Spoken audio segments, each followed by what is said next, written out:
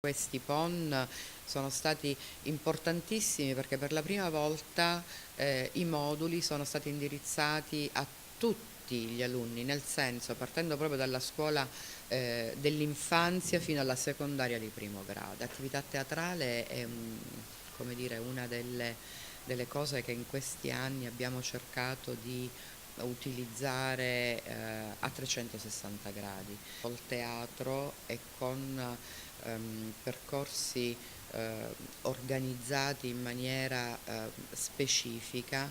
Col teatro si può fare moltissimo, si può fare molto per la comunicazione, per i rapporti interpersonali, per la lingua italiana, per la comunicazione. Con le attività musicali abbiamo fatto e stiamo svolgendo, soprattutto con il mondo intorno a noi, con i moduli di questo PON, delle attività molto interessanti legate proprio all'intercultura. Questo ci dà la misura del fatto che l'intercultura ha molto da dare proprio anche all'interno, per la crescita poi, no? Di tutti, per una crescita collettiva. Nel progetto Mi metto in gioco c'è un laboratorio molto bello di giornalismo, Giornalisti in Erba. È un progetto che sta avendo un successo incredibile. Abbiamo nel passato e anche adesso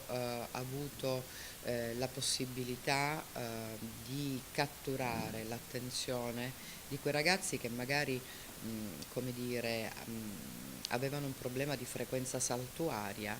Il focus è questo per quanto ci riguarda, no? Creare una